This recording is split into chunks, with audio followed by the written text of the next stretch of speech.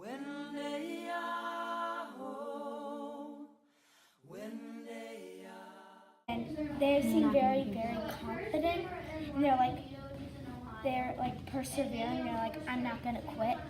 I'm gonna persevere because we care about our land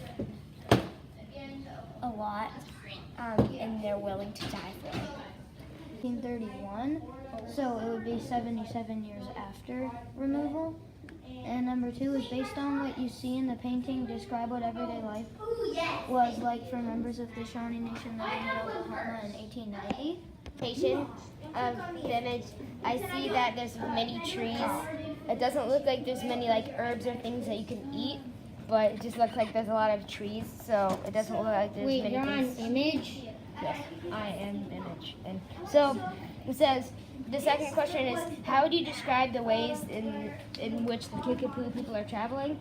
I would say that some of them are walking, some of them are riding in wagons pulled by horses, and some of them are just plain riding horses.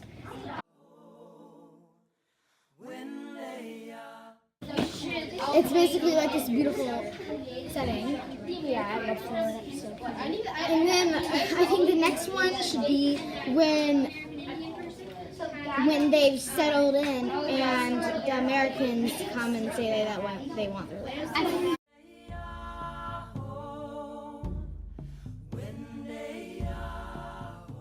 Here, can you tell me who your tribe is?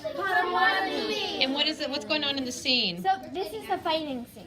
They're fighting for their freedom. And they're about to get removed. Because they lose. And then we have Trail of Tears. And then we're going to have culture scenes like, the medicine stick. No, the next part is when they're moving. I know. And also the medicine, while they're moving the medicine stick, doesn't work anymore because there aren't like the same plants. Oh, sweet, you got a medicine stick? Yeah. Where's your medicine stick? We haven't. We're going to make the bullets and stuff into the medicine. Oh. Hello, I'm Amelie, and I did the document right here.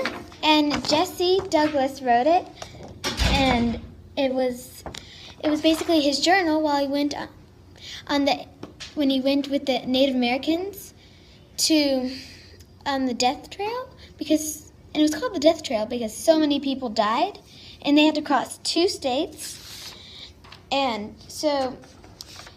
This document really showed me the condition and how depressing it was because so many people died. And you can write a number on a paper that says this many people died, but you don't really realize how very terrible it is. And so that document really showed me that. And they brought with them the prescription stick, which had all their medicine, the recipe for the medicines on there, and so when they sorry, give me 1 second.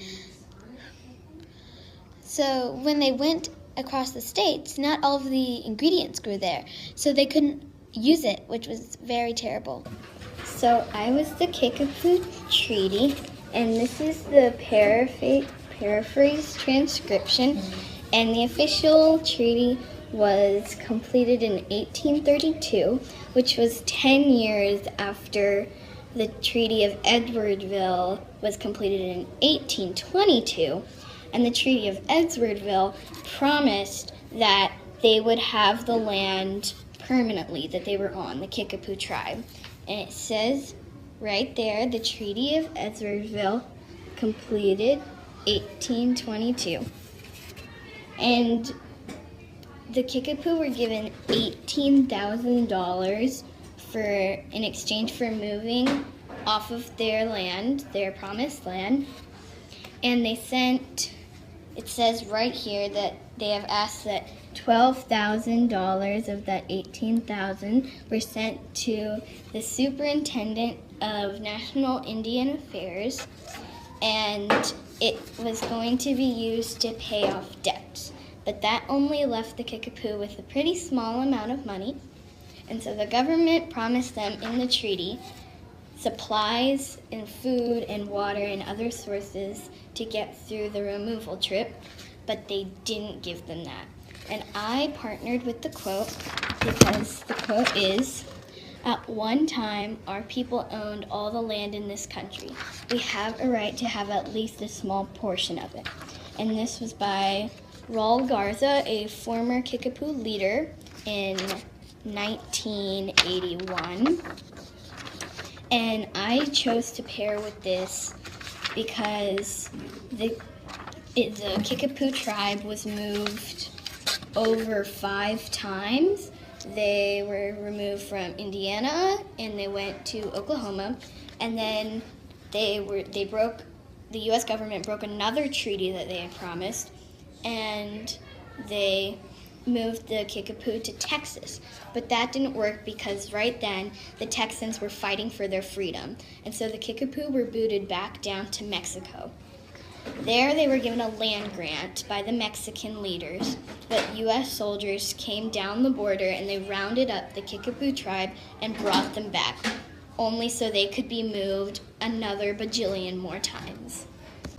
My primary source was a letter from Casa to Thomas Jefferson.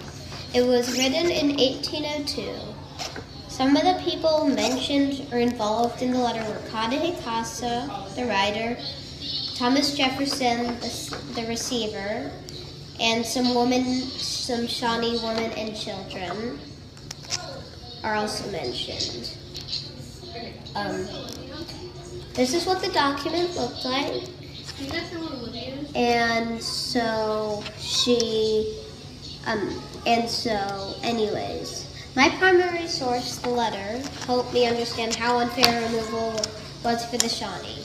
Thomas Jefferson should have understood that the Shawnee had like this really nice land in Ohio, and the letter fits in with the quote because the point of the letter was to delay removal, and this is what the quote looked like.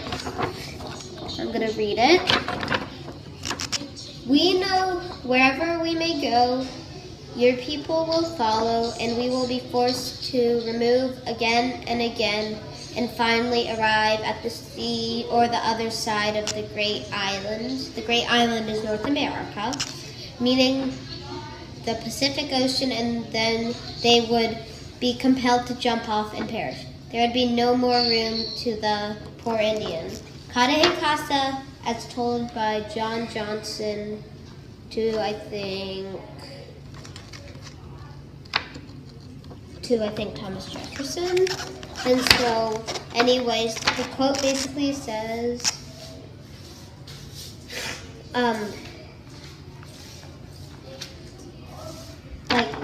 Casa says, wherever we go, your people will come, and we will keep on having to move, and your people will keep on following us until there's no room left for the Indians.